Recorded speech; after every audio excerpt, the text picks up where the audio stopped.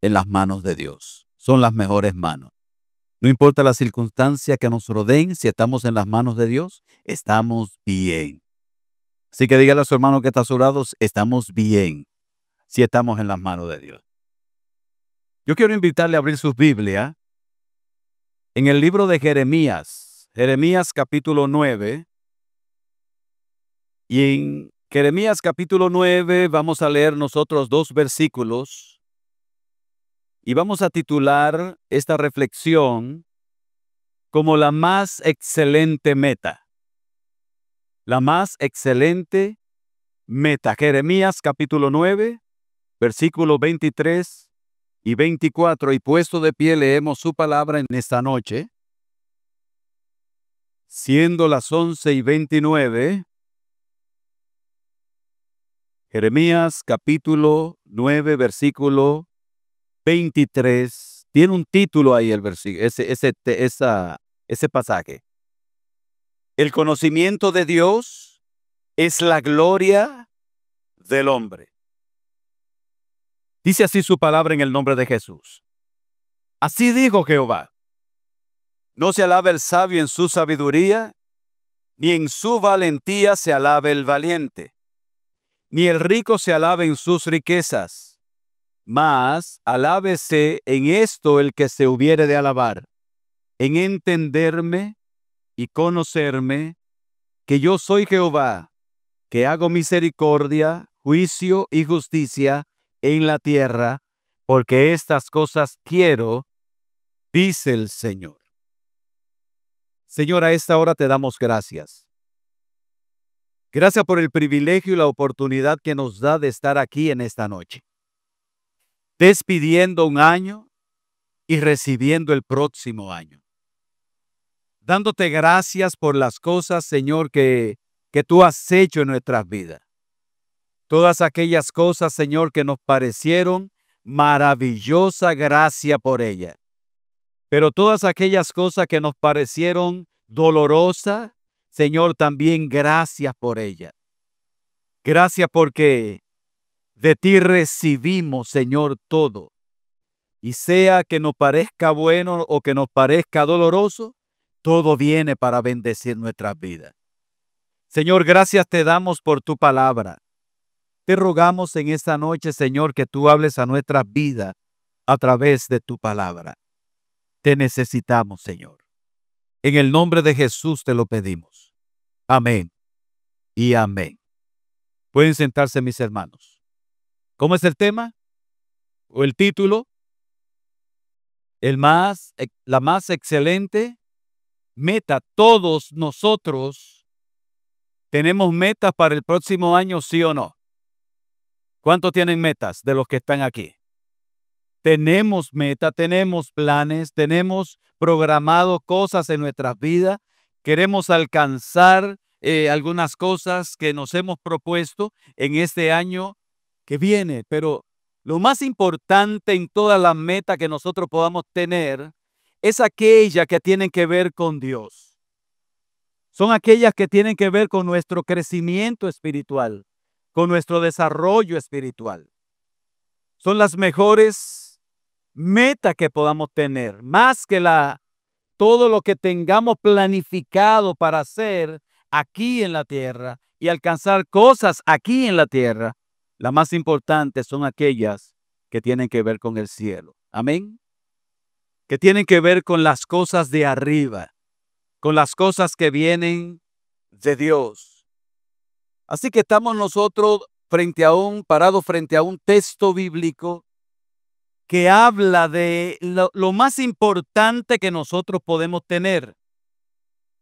Pero él comienza hablando y el tema y el título del pasaje es el conocimiento de Dios es la gloria del hombre, el conocimiento de Dios.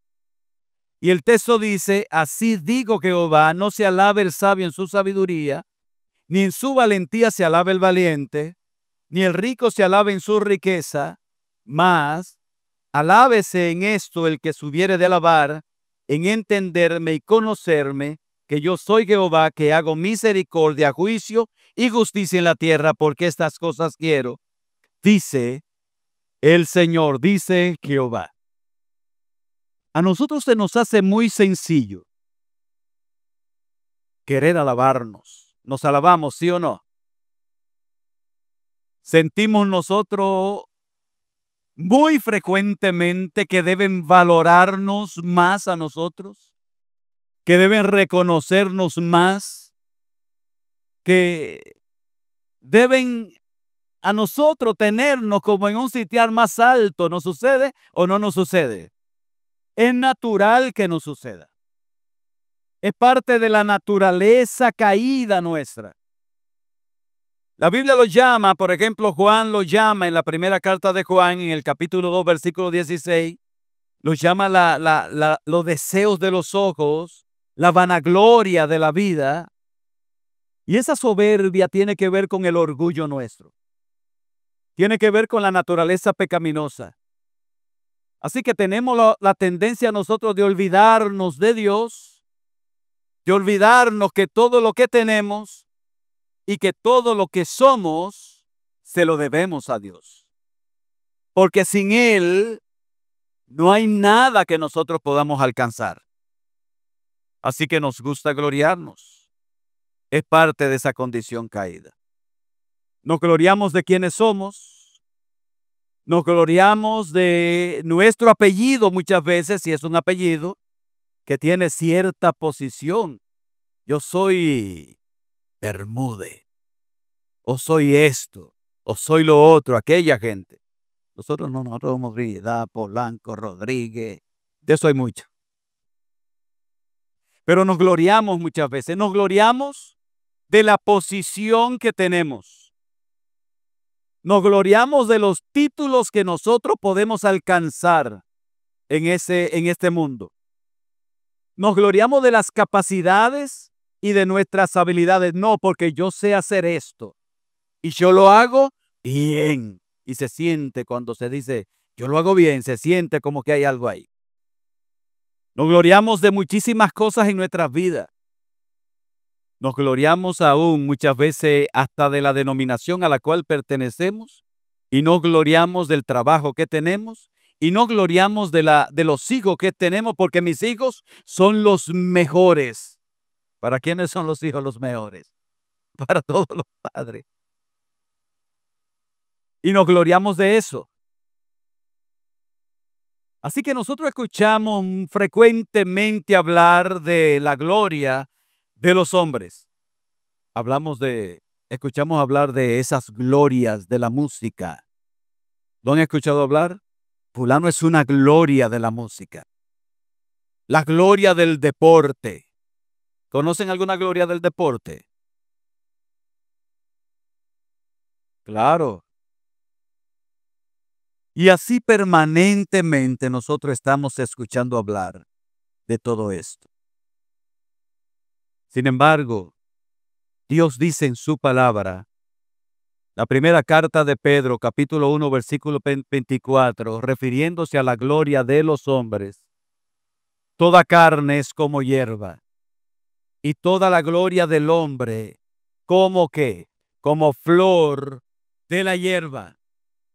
La hierba se seca y la flor, ¿qué sucede con ella? La flor sencillamente se cae. Hablando que toda la gloria de los hombres termina en un solo lugar. Termina en la tumba. Toda satisfacción en nuestro propio gloriarnos, esa satisfacción terminó el mismo día que cerramos nuestros ojos en esta tierra y ya no sucede más. Podremos dejar historia o nos seguirán mencionando, pero para nosotros ahí mismo terminó. Así que el pasaje que nosotros tenemos aquí es un llamado de Dios. Es un llamado de Dios a un pueblo que estaba bajo la amenaza y el anuncio de que se iba a derramar el juicio de Dios sobre ellos, que era el pueblo de Judá.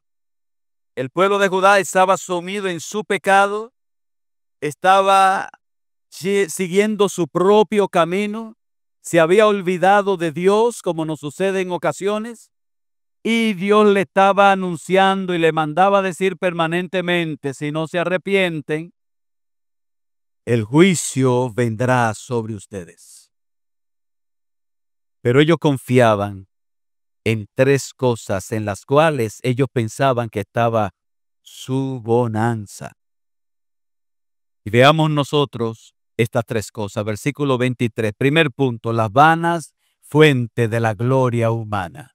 Las vanas fuentes de la gloria humana. Dice el 23. Así dijo Jehová: no se alabe el sabio en su sabiduría, ni en su valentía se alabe el valiente, ni el rico se alabe en sus riquezas. Ya vimos nosotros entonces que nuestra gloria puede tener diferentes fuentes. El mensaje viene con el sello y la firma de Dios. Mire cómo comienza.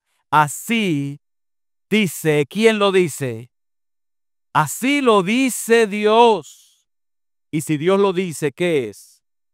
Es verdad.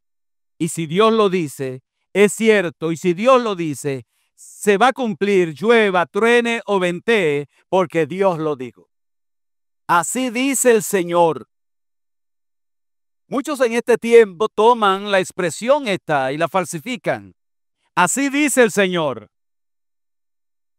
Y lo que van a decir a continuación no es lo que Dios dijo. Escuchaba esta semana, creo que Mari estaba viendo el teléfono, estábamos en la cama y entonces ahí viene, como sale en ese asunto de a veces, llega y entonces hay una predicadora muy conocida que sale y dice: así te dice el Señor, que voy a enviar torrentes de bendiciones en el 2025. Dios siempre envía torrentes de bendiciones sobre nuestras vidas.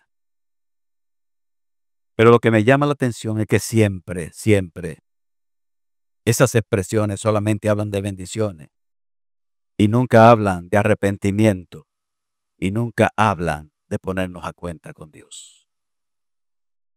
El mensaje de Jeremías a este pueblo era el mensaje: ponte a cuenta con Dios. Ponte a cuenta con Dios. Ponte a cuenta con Dios. Ese era el mensaje. Así dice el Señor. Judá estaba bajo el anuncio de juicio por su pecado, pero se sustentaba en estas tres cosas: en su sabiduría, en la sabiduría de sus expertos, en la valentía de sus guerreros y en la riqueza de sus nobles. Ellos pensaban, lo que Jeremías está diciendo no es verdad, porque habían cientos de falsos profetas que le estaban diciendo lo contrario.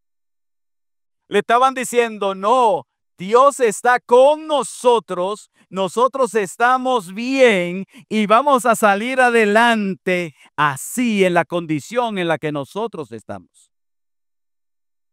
Y el único que le decía era Jeremías, que le decía: Dios va a enviar su juicio. Arrepiéntanse de su pecado o el juicio de Dios vendrá. Pero ellos decían: no, aunque venga el juicio de Dios, nosotros tenemos tres cosas importantes. Tenemos la sabiduría de mucha gente aquí. Tenemos la valentía de nuestros guerreros, de nuestro ejército. Y tenemos la riqueza de mucha gente. Así que, venga lo que venga, nosotros lo vamos a resistir porque tenemos estas cosas: sabiduría, valentía y dinero. Ahora, ¿qué es la sabiduría de los hombres? ¿Hasta dónde llega la sabiduría de los hombres? ¿Por qué está influenciada la sabiduría humana? Somos creados a la imagen de Dios. Eso lo dice la Biblia. Adán y Eva tenían una sabiduría perfecta. Adán y Eva fueron creados en perfección. Sin embargo, esa imagen de Dios y esa sabiduría de Dios fue trastornada por el pecado. Traemos el pecado en nuestra naturaleza. Cuando Dios sopló en la nariz del muñeco de polvo que él mismo había formado, con ese soplo de vida venía la sabiduría de Dios, pero esa sabiduría fue truncada de tal manera que ahora la sabiduría humana está influenciada por el pecado. Así que mis hermanos, la sabiduría del hombre no llega tan lejos para librarlo del juicio que viene de la presencia de Dios. Esta fue dañada seriamente cuando nuestra conducta es así destructiva. Santiago la llama que la sabiduría del ser humano es animal y es diabólica y es terrenal. Así que la sabiduría humana está dañada. Por lo tanto, no es confiable. Eso no da para mucho. Así que nosotros conocemos muchos hombres de renombre que tuvieron ciertas habilidades mentales que ellos llaman sabiduría, pero influenciada totalmente por el pecado. Y tenemos gente, hombres como Hitler. Lo conoce, lo han oído mencionar, ¿verdad? Hitler, ¿qué hizo Hitler? Tenemos gente de renombre como Stalin en Rusia. ¿Qué hizo? Joseph Stalin. ¿Qué hizo Pablo Escobar en Colombia? ¿Qué hacen esa gente que tiene poder económico y sencillamente lo usan para la destrucción de otro? Que tienen sabiduría, tienen cierta sabiduría, pero una sabiduría influenciada por el pecado. Y este pueblo no podía ser salvado del juicio por su propia sabiduría. Y ellos confiaban en que ellos eran suficientemente sabios para salvarse de esto que le venía. Pero lo segundo que habla él es la vanidad de la valentía humana. El valor del ser humano sin Dios también está dañado. ¿Cómo se describe el valor de los seres humanos hoy en día? ¿A qué lo disminuimos nosotros? ¿Hasta dónde lo disminuimos el valor? ¿Quién es un hombre de valor para esta sociedad? ¿Quién es ese hombre de valor para esta sociedad que tiene valiente para esta sociedad? Es aquel que se enfrenta con otro y está dispuesto a matarse con otro. Esa es la valentía. El término, el asunto de valor para esta sociedad. Sin embargo, para Dios no es así. El verdadero valor es ir nadando en contra de la corriente de este mundo. El hombre y la mujer que nada en contra de la corriente de este mundo obedeciendo a Dios, ese es un hombre y una mujer valiente, porque está nadando en contra de la corriente del mundo y para eso hay que ser valiente. Y lo tercero que dice es la vanidad de las riquezas. Tres cosas en las que ellos confiaban: su propia sabiduría, su valor y en su riqueza. ¿Pero qué? ¿Son confiables las riquezas? ¿Por qué no son confiables las riquezas? Porque hoy están en una mano y mañana las riquezas pueden estar en otra mano. ¿Cómo describe el mundo la riqueza? El mundo describe la riqueza como la cantidad de bienes que tú puedas tener. Pero la verdadera riqueza no tiene que ver con lo que tenemos. La verdadera riqueza tiene que ver con tu interior. Si tú eres feliz con lo que tú tienes, tú eres una persona rica. Porque hay muchos que tienen dinero y son miserables, mis hermanos. Miserable. ¿Job era rico o no? ¿Y en qué tiempo perdió Job todo lo que tenía? en un día. Y nada más no es el caso de Job. Muchas personas extremadamente ricas se han vuelto miserables en un solo día. Porque la riqueza ni siquiera le pertenece a los ricos. Todo lo que hay en este mundo le pertenece a Dios. Y Él se la quita a uno y se la da a otro como Él quiera hacerlo. Él es el dueño de todo. Si Él quiere darte, te lo da. Si Él quiere quitarte, te lo quita. Si Él quiere hacer lo que Él quiera hacer, lo hace, porque Él es el dueño de todo. Mío es el oro y mía es la plata, dice el Señor. Y a quien yo quiero, se la doy. Así que mis hermanos, este pueblo estaba muy equivocado. Porque la base de su confianza y de su seguridad, siendo anunciado un juicio de Dios, ellos decían, no, nosotros somos sabios, somos valientes y tenemos recursos. Y Dios le manda entonces el mensaje con Jeremías en el versículo 23, como dice el 23, así dijo Jehová.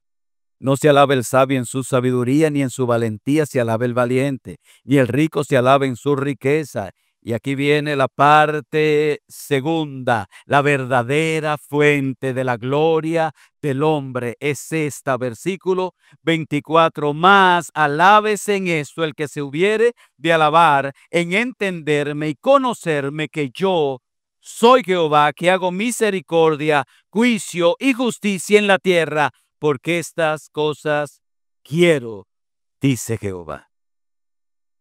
Dos cosas entonces, en las que Dios dice que nos podemos alabar. La única forma en que nos podemos nosotros jactar, dice ahí. Así que ya vimos la gloria, que la gloria humana es como flor de la hierba, se va, se seca, que gloriarnos en las cosas vanas es insensatez, es necedad, porque es una simple ilusión.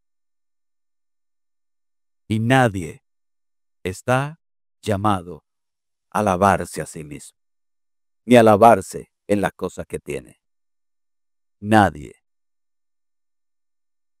Ayer estábamos con Caleb y Mari le estaba preguntando a Caleb, ella le estaba preguntando, ¿papá es lindo o es feo?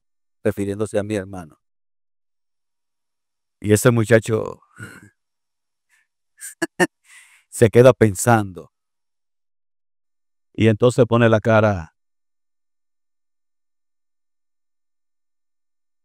y entonces responde más o menos.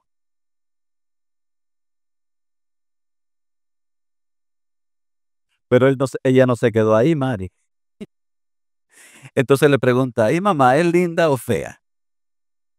Y vuelve y hace más o menos.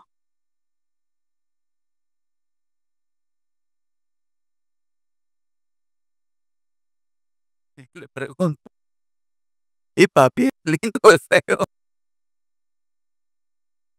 Y entonces se repite la historia.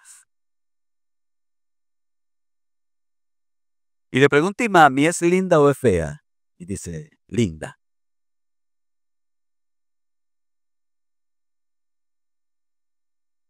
¿Y Evita es linda o es fea? Linda. Y entonces Mari le pregunta, ¿y tú? ¿Eres lindo o eres feo? Y él dice, no me pregunte a mí esas cosas, que yo no voy a responder. No me pregunte a mí de mí mismo, fue la respuesta. Pero me llamó la atención porque pudo haber dicho lindo y alabarse él mismo. Sin embargo, él entendió que no era correcto responder una pregunta acerca de él mismo. Se lo reservó.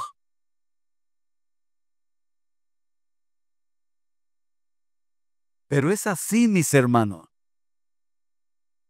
Nos alabamos nosotros y a veces nos alabamos con las cosas que son vanas. Y aquí da dos razones. Dice el Señor, el 24, más alábese en esto el que se hubiere de alabar. Si alguno se va a alabar, Si alguno va a reconocer algo importante en su vida, si alguno ha de reconocer que tiene algo en él, que se alabe en dos cosas: en entenderme y conocerme, que se alabe en conocerme. Y aquí estriba la importancia de conocerle a Él.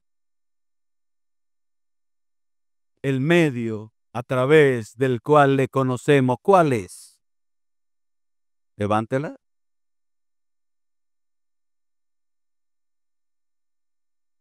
Si la tiene en tu celular, levante el celular.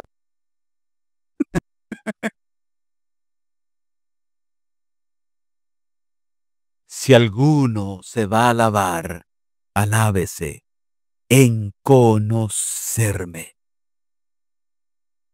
Porque Dios se revela de dos maneras, y lo hemos dicho muchas veces aquí.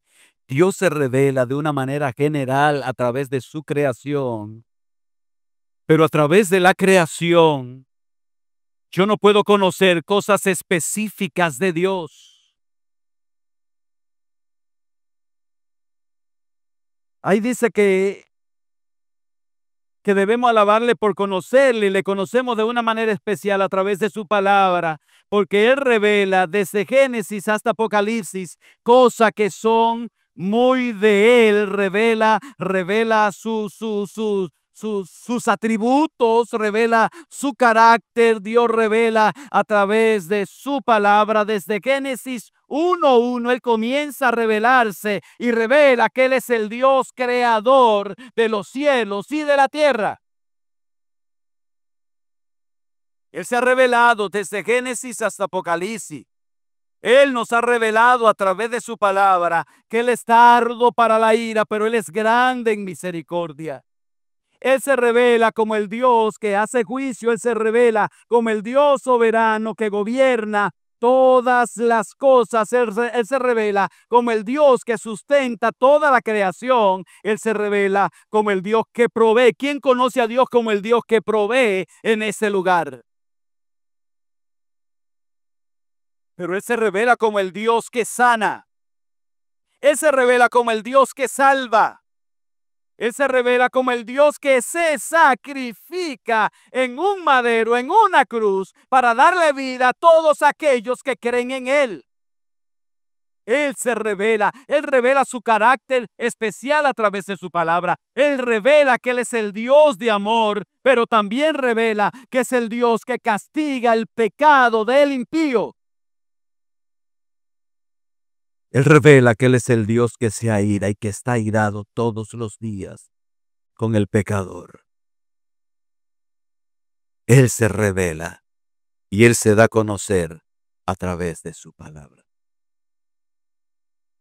Jesús dice en su palabra, Juan 17:3, y esta es la vida eterna, que te conozcan a ti, el único Dios verdadero, y a Jesucristo, a quien has enviado. Esa es la vida eterna, que le conozcamos a Él. El conocerle entonces es lo esencial en nuestras vidas. El conocerle es lo más importante. El conocerle a Él es lo más trascendente, porque el conocerle a Él nos guiará hasta la eternidad. Y toda la eternidad estaremos conociéndole y nunca terminaremos de conocerle, porque Él es el Dios infinito. Bendito sea el nombre del Señor. Así, mis hermanos, que el conocerle es la mayor garantía de seguridad que tenemos. El conocerle más y más cada día es nuestra estabilidad espiritual, el conocerle a Él. Y ya hemos explicado lo que significa esa palabra conocer, que es la palabra yadá, el hebreo yadá, que no es un simple conocimiento, sino una relación de intimidad con Él. Por eso le mandaba desde aquel pueblo: ustedes están equivocados al querer gloriarse en cosas superfluas. Si ustedes se van a alabar, alábense en conocerme a mí. Y en segundo lugar, en entenderme. Un artista dominicano que murió hace un tiempo decía que, ¿cómo era que decía? Comprender más y amarse menos. Comprender más y amarse menos. Yo no sé hasta dónde eso sea tan realidad, pero no sé. Pero yo sí sé que entender a alguien, eso es sumamente importante para amarle. Porque si yo entender a una persona es reconocer cuáles son las limitaciones, cuáles son las características, cuáles son todas las cosas que esta persona tiene como característica. Cuando entiendo a una persona, entonces le exijo menos. Si le exijo de la manera correcta porque le entiendo. Y es importante conocer y entender a Dios. Entenderle a Él significa que mi vida podrá estar mucho más estable, mi vida espiritual, porque yo sé que el Dios al cual yo le sirvo, el Dios que me ama y el Dios que me llamó, es el Dios todopoderoso. Y si estoy en sus manos, no importa lo que esté pasando alrededor mío, voy a estar bien porque estoy en las manos del Dios todopoderoso. Así que mis hermanos, estas son las dos cosas. Si nos hemos de alabar, alabémonos, pero en conocer y entender a Dios. Por eso es eso. ¿Cuál es el reto 2025? ¿Cómo conocemos a Dios? Entonces es el llamado para este año. ¿Cuántos están dispuestos a asumir el reto de leer la Biblia en un año? ¿Cuántos se comprometen delante de Dios? Con la ayuda de Dios, con el favor de Dios, dependiendo de la gracia de Dios, de la misericordia de Dios, de la guía del Espíritu Santo. Amén, mis hermanos. Esa es nuestra mayor meta, conocer a Dios a través de su palabra y que nuestras vidas sean impactadas por ese conocimiento que podamos adquirir de Dios a través de su palabra.